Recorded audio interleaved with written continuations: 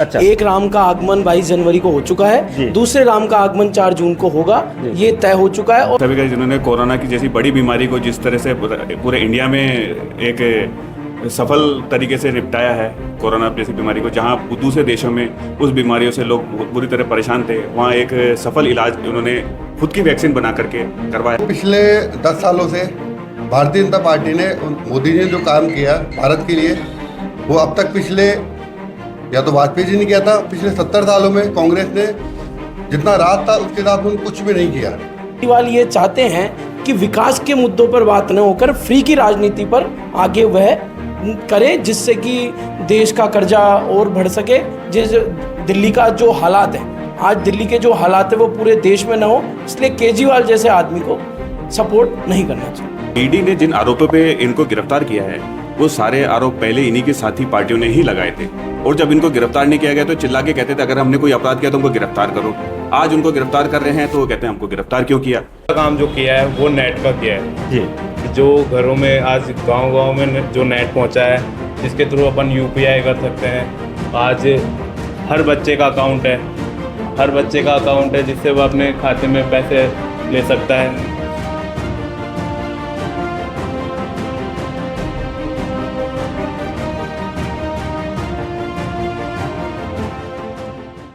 नमस्कार, मैं जितेंद्र गोयल, गैंगरेन भारत में आप सभी का स्वागत है। हमारे कार्यक्रम मुद्दे पर मुद्दा में आज हम हैं कलेक्ट्रेट के अंदर। ये है बेसिकली सेशन कोर्ट के अंदर, जयपुर की सेशन कोर्ट के अंदर हम मौजूद हैं। यहाँ व्यवस्था क्योंकि थोड़ी दूरी थी तो मुद्दे लेके नहीं आ पाए, तो हमने वकील साहब से जो है ना चेयर्स उधार ले ली और यहीं पर बैठकर आज हम अपना कार्यक्रम शुरू करेंगे और चर्चा करेंगे लोकसभा चुनाव की किन मुद्दों पर काम होना चाहिए, किन मुद्दों पर काम हुआ है।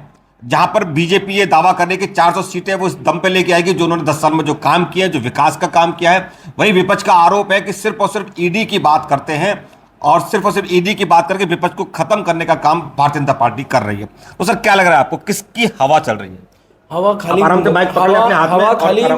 खाली मोदी जी की है। अच्छा। एक राम का आगमन 22 जनवरी को हो चुका है, दूसरे राम का आगमन 4 जून को होगा, ये तय हो चुका है। और वो आगमन 400 सीटों के साथ होगा, ये भी तय हो चुका है।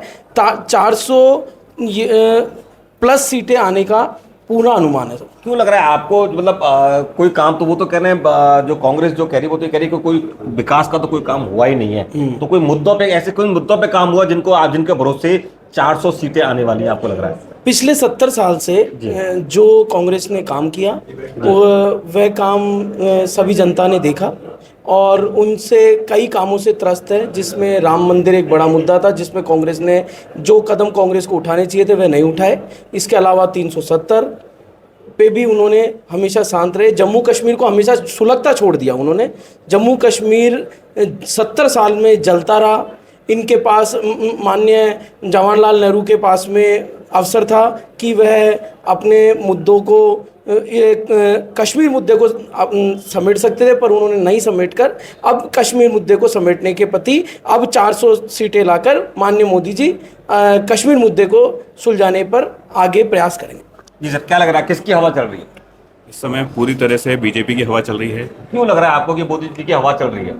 क्योंकि मोदी जी ने पिछले 10 साल में जो विकास के कार्य करे हैं। कौन से विकास के कार्य? उन्होंने सभी का, जिन्होंने कोरोना की जैसी बड़ी बीमारी को जिस तरह से पूरे इंडिया में एक सफल तरीके से निपटाया है, कोरोना जैसी बीमारी को, जहां दूसरे देशों में उस बीमारियों से लोग बुरी तरह परेशान थे, वहां एक सफल इलाज उन्होंने खुद की वैक्सीन बना करके करवाया है। उस वजह से पूरी मोदी जी की हवा है। उन्होंने राम मंदिर का निर्माण कराने में एक पूरा कार्य किया कि राम मंदिर का जैसा बड़ा मुद्दा हटा और राम मंदिर का निर्माण हुआ।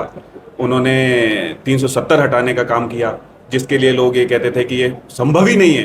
देखिए, कांग्रेस ये कह रही है कि भैया ये तो इनसे राम मंदिर की बात करवा लो, धारा 370 की बात कराओ, विकास के मुद्दे पर ठंडन गोपाल है, विकास का कोई काम पिछले 10 सालों में नहीं हुआ। नहीं, विकास के सारे काम हुए हैं। बताए ना आप किस मुद्दे पे जो कांग्रेस ने ऐसा काम किया है जिसको आगे विकास नहीं हुआ? हर मुद्दे पे। अगर वो ये कहें कि साहब आपने गरीबी नहीं मिटाई, तो कांग्रेस तो गरीबी गरीब मिटाने पे आ गई थी, लेकिन गरीबी वास्तव में अब मिट रही है। अब पिछले सालों में आप देखोगे कि लोगों की प्रति व्यक्ति आय भी बढ़ी है और देश की जीडीपी भी बढ़ी है, तो हर चीज़ में सुधार हो रहा है। आर्थिक व्यवस्था से हुआ है। हर आदमी में आज आत्मविश्वास आया है कि हम कोई भी, मोदी जी ने जैसे कोई काम करने का ठाना तो उन्होंने किया, तो हर आदमी कहता है मैं ये काम कर सकता हूँ। नहीं तो पहले लोग ये कहते थे मैं विदेश जा रहा हूँ, आज के वो लोग कहते हैं हम वापस भारत आ रहे हैं। ये हर आदमी, हर भारतीय में एक आत्मविश्वास आया है कि हम भारतीय हैं। जी, आपको क्या लग रहा है किसकी हवा चल रही है? हवा तो पूरी पूरी नरेंद्र मोदी जी और भारतीय जनता पार्टी की चल रही है। जी, आप देखो पिछले 10 सालों से भारतीय जनता पार्टी ने मोदी जी ने जो काम किया भारत के लिए, वो अब तक पिछले, या तो वाजपेयी जी ने किया था, पिछले 70 सालों में कांग्रेस ने जितना राज था उसके हिसाब से उन्होंने कुछ भी नहीं किया। पूरा काम पिछले 10 वर्षों में हुआ है। बहुत सारे अड्डे खुल गए देश जी, में। जी हाँ, मैं करूँ राम मंदिर सड़कों का से निर्माण हुआ है। के अलावा कौन कौन से मुद्दों पर? सड़कों का निर्माण हुआ, नितिन सड़कों का- गडकरी जी इस बारे जी। में अच्छा वर्क कर रहे हैं। जी, और जैसे कोरोना की महामारी आई थी, सारी जो वैक्सीन थी इंडिया से निर्मित होके पूरे विश्व में उनका वितरण हुआ था। काफ़ी अच्छे ढंग से मोदी जी ने उसका कंट्रोल किया था कोरोना बीमारी का। उसके अलावा एम्स, पूरे देश भर में एम्स खुल रहे हैं। और उज्ज्वला योजना थी, उसमें महिलाओं को काफ़ी सहयोग मिला। उसमें स्वच्छ भारत, जी, पहले भारत में गंदगी रहती थी, अब पिछले 10 वर्षों में अवार्ड दिए जाते हैं हर सिटी को ग्रेड के अनुसार, सफाई के अनुसार। सफाई अच्छी रहती है। और टॉयलेट का निर्माण, पहले महिलाएं खुले में शौच जाना पड़ता था, अब करोड़ों के इन्होंने निर्माण करवाए टॉयलेट के। काफ़ी निर्माण कार्य, विकास कार्य हो रहे हैं। आने वाले समय में काफ़ी होंगे। आपने कई विकास कार्य जो है और भारत विश्व की तीसरी अर्थव्यवस्था बनने की ओर अग्रसर है। जी, विकसित भारत की श्रेणी में आने वाला है भारत जल्दी कुछ वर्षों में। जी, सीएए को लेके जो है ना आरोप लगाया जा रहा है बार बार कि केजरीवाल जी खासकर कह रहे हैं कि भैया इस सीएए से जो है ना देश के अंदर जो लोग हैं उनकी नौकरियां छिन जाएंगी, उनके लिए नेगेटिव तथ्य बोले जा रहे हैं। क्या आपको लग रहा है सीएए को लेके? सीए गलत भ्रामक तथ्य फैलाए जा रहे हैं। केजरीवाल जी जो राजनीति कर रहे हैं वह देश विकास की राजनीति न कर कर केवल स्वयं को आगे बढ़ाने की, वह अपनी पार्टी जो कि एक आम आदमी पार्टी है, वो आम आदमी पार्टी न रहकर खाली उस आंदोलन के खास लोगों की पार्टी बन चुकी है। उसमें आम आदमी नदारद हो चुका है। और केजरीवाल ये चाहते हैं कि विकास के मुद्दों पर बात न होकर फ्री की राजनीति पर आगे वह करे, जिससे कि देश का कर्जा और बढ़ सके।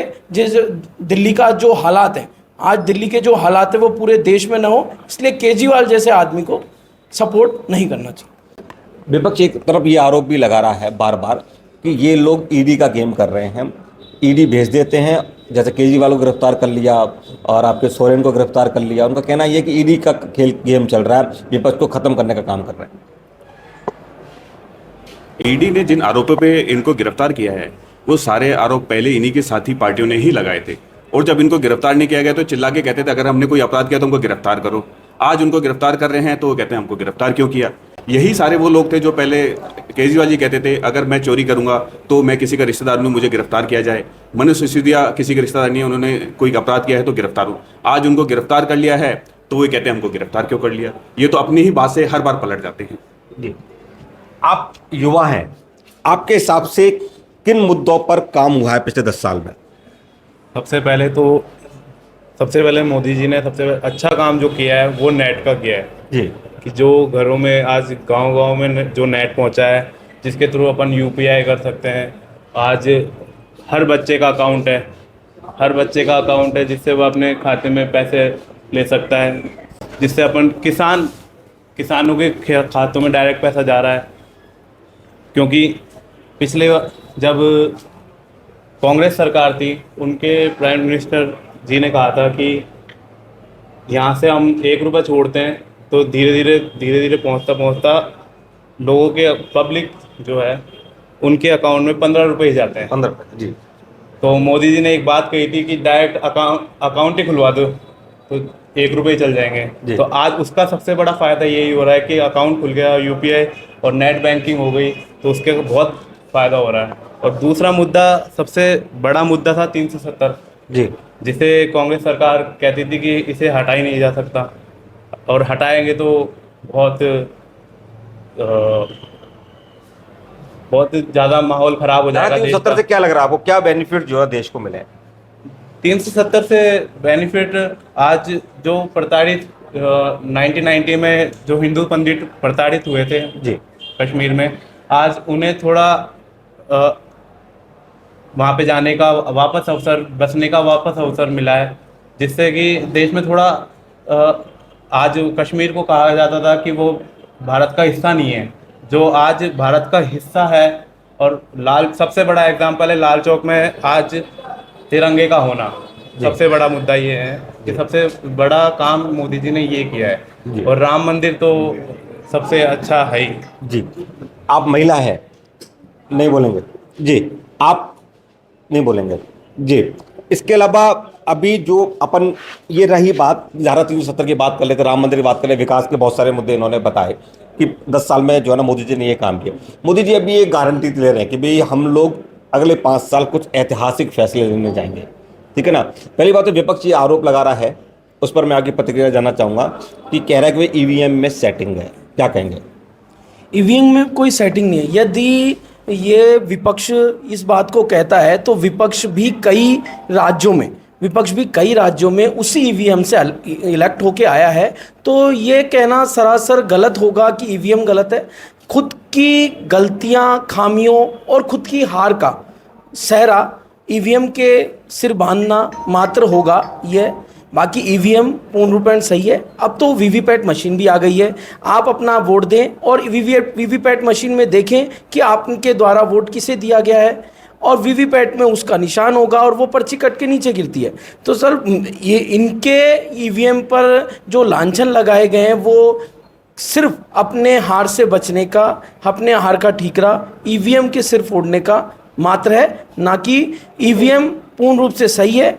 और इस पर माननीय सुप्रीम कोर्ट द्वारा भी ये फैसला हो चुका है कि ईवीएम में कोई गड़बड़ी नहीं है, और यदि कोई गड़बड़ी है तो वो उसके पर्याप्त दस्तावेजी साक्ष्य माननीय सर्वोच्च न्यायालय के समक्ष प्रस्तुत करें, जिससे कि उचित कार्रवाई की जा सके। पर यह सभी बातें कपोल कल्पित आधारों पर है, जिसका कि मुख्य तथ्यों से कोई संबंध नहीं है। क्या लगता है अगले 5 साल में उन्होंने कहा ऐतिहासिक फैसले करेंगे, क्या लगता है कि कौन से फैसले होने चाहिए? आपको क्या लगता है किन फैसलों पर, किन मुद्दों पर अगले 5 साल में काम होना चाहिए? अगले 5 सालों पे युवाओं को अच्छी नौकरी मिले, देश की आर्थिक स्थिति सुधरे, देश में जो सामाजिक असमानता पिछले 70 सालों में थी वो कुछ हद तक दूर हुई है और दूर हो जाए, और जो बीजेपी के सीए का कानून है उससे आगे उसमें पूरे अच्छे कार्य हों, राम मंदिर का पुनर्निर्माण हो, और 370 जो उन्होंने हटाई है वो ऐसी रहे। ऐसा ना हो कि फिर से किसी के दबाव में आकर के 370 पे कोई आंदोलन करना पड़े। जी, आपको क्या लगता है किन मुद्दों पर अब भविष्य में अगले 5 साल में काम होना चाहिए? सबसे पहला मुद्दा तो होगा देश का विकास। जी, भारत को विकसित राष्ट्र बनाएंगे। उसके बाद हमारे जो मुद्दे पिछले 70 सालों से रुके हुए थे, जनसंख्या नियंत्रण कानून आने में है, और एक देशीय कानून कॉमन सिविल कोड आने में है, और पीओ क्या हमारा है, पीओ को हम वापस लेकर रहेंगे, और युवाओं को नौकरी, इन सब पे हम काम करेंगे। भारतीय जनता पार्टी काम करेगी। मोदी जी, क्या लग रहा है किन मुद्दों पे काम होना चाहिए? मेन मुद्दे ये हैं कि कानूनों में परिवर्तन किए जा चुके हैं, उनका इम्प्लीमेशन, जो कानून पिछले 10 वर्षों में बनाया उनकी पालना सही रूप से, सही ढंग से की जा सके, एवं इनके जो पालना हो उनके लिए कोई रूल्स बनाए तो वो अच्छी तरह रूल्स बनाए जाएं, जिससे कि सार्वजनिक जनता को इन कानून जो कि बना दिए गए हैं, जैसे सीए कानून है, भारतीय न्याय संहिता है, साक्ष्य संहिता है, कई कानून बनाए गए हैं, उनका इम्प्लीमेशन इसलिए होना चाहिए कि प्रत्येक व्यक्ति, गरीब व्यक्ति, निर्धन व्यक्ति तक उस कानून के बातें पहुंच सके एवं उससे बचाव करने के सभी पहुंच सके। इसके अलावा मेन मुद्दा इस बार जो कि अब की बार 400 पार का जो टारगेट मोदी जी द्वारा लिया गया है, उसका मेन कारण ये है कि कुछ निर्णय 3/4 बहुमत के ऊपर लिए जाते हैं, और उन निर्णयों को लेने के लिए इस बार जनता को, मोदी जी को अपार 400 सीटें देनी चाहिए, जिससे कि आइडिया है कौन से मुद्दे हो सकते हैं जो तीन संवैधानिक जैसे कई कोई मुद्दे कौन से हो सकते हैं? संवैधानिक मुद्दे, पीओके, कश्मीर मुद्दा, कश्मीर का मुद्दा, और संवैधानिक संशोधन से संबंधित जो कि संविधान में संशोधन करने हैं, जो कि 1950 में जो संविधान बनाया गया, समय के साथ में, आवश्यकताओं के साथ में कानूनों में परिवर्तन किए जाते रहे हैं, एवं कई परिवर्तन थे जो कि पिछले 75 वर्षों में नहीं किए गए थे। उन मुद्दों में, उन संवैधानिक सिद्धांतों में परिवर्तन करने के लिए मोदी जी को इस बार, अब की बार 400 पार लाना बहुत जरूरी है। आप युवा हैं, क्या लग रहा है, किस दृष्टि से देख रहे हैं कि इन मुद्दों पर अब काम होना चाहिए? सबसे बड़ा देश को सबसे बड़ा मुद्दा है कि हम 5 साल में देख रहे हैं कि जनसंख्या नियंत्रण बिल, जो कि आज भारत देश को बहुत अति आवश्यकता है, हमारे देश को इसकी। और दूसरा मुद्दा है एक कानून, एक देश एक कानून, एक देश एक कानून जी, सबसे बड़ा मुद्दा है ये, क्योंकि आज हम देख रहे हैं कि वक्फ बोर्ड, मुस्लिम बोर्ड, हिंदू मैरिज एक्ट, ये सब अलग अलग है। ये इनको एक ही, जब एक देश एक कानून होगा तो सारे, एक देश एक निशान एक कानून की बात, एक विधान की बात आप कर रहे हैं, बहुत बढ़िया, बहुत बढ़िया। और जनसंख्या नियंत्रण बिल बहुत अति आवश्यकता है अभी, क्योंकि हम 145 करोड़ से भी ज़्यादा आज नंबर 1 पॉपुलेशन वाला देश बन गए हैं जी। और इसको कंट्रोल में लाना अति आवश्यकता है, क्योंकि इसमें संसाधन लिमिटेड है। अगर यही हाल रहा तो आने वाले 10, 15, 20 सालों में 200 करोड़ होने में टाइम नहीं लगेगा, और ये बहुत ज़्यादा हमारे लिए खतरनाक हो सकता है, हमारे देश के, हमारे देश के लिए। और दूसरा है, तीसरा मुद्दा है पीओके। जो पीओके का मुद्दा है वो हमारा वापस होना चाहिए। और मोदी जी ने सबसे अच्छा काम भी यही करा है कि आज हमारी आर्मी को लेके बहुत मजबूत करी है हमारी आर्मी। जहाँ एक टाइम पे कारगिल वॉर देख लो या चाइना वाली वॉर देख लो, उसमें हमारे पास, हमारी आर्मी के पास संसाधन नहीं होने के कारण हम उसमें पिछड़ रहे थे। लेकिन आज आज हमारे पास राइफल्स है, बहुत अच्छे अच्छे हथियार है, जिससे मोदी जी ने हमारे आर्मी को बहुत मजबूत करा है, हमारे देश को। आज कोई घुसपैठिया या कोई बम विस्फोट नहीं हुए 2014 के बाद। आज हमारा देश सुरक्षित है, हम कहीं पे भी आए जा सकते हैं। सबसे मेन मुद्दा यही है। आज सरकार से हम क्या उम्मीद करते हैं? सरकार से हम यही उम्मीद करते हैं कि हमें सुरक्षा मिले, हमारी बहन बेटियां सुरक्षित रहें, और ये उस सरकार ने पूरा करा है हमारे लिए। हमारी सुरक्षा करिए। आज कहीं हम जाते हैं तो निष्फिक्र होके जाते हैं, हमारे परिवार के साथ कहीं घूमने जाते हैं तो निष्फिक्र होके जाते हैं कि कहीं, पहले जब 2014 से पहले हम निकलते थे तो हमें असुरक्षित फील होता था कि कहीं बम विस्फोट ना हो जाए, कोई कुछ करना दे। तो लेकिन इस सरकार ने हमें सुरक्षा प्रदान करी है, और बहुत अच्छा लग रहा है कि ये सरकार हम आगे भी देखना चाहते हैं, और 400+ सीटों के साथ देखना चाहते हैं जी। तो ये थे जनता से जुड़े हुए मुद्दे जिन पर आज हमने यहाँ डिस्कस किया, और लोगों से जाना कि वो क्या चाहते हैं, उनके दिल में क्या चल रहा है, किन मुद्दों पर, उन पिछले 10 सालों में किन मुद्दों पर काम हुआ, और अगले 5 साल जनता क्या चाहती है, किन मुद्दों पर काम होना चाहिए। पर मुझे लग रहा है कि सबसे ज़्यादा जरूरी है कि सबको वोट तो देना चाहिए। इस बात से तो अपन सब लोग सहमत हैं। तो अपन सब लोग एक जयपुराइट से अपील कर सकते हैं, ठीक है ना? तो हम लोग साथ में बोलेंगे, पहले मतदान फिर जलपान, 4 वाला अपने को बोलना है, ठीक है ना? अब जयपुराइट से अपील करेंगे, पहले मतदान फिर जलपान, पहले मतदान फिर जलपान, पहले मतदान फिर जलपान, पहले मतदान फिर जलपान। धन्यवाद।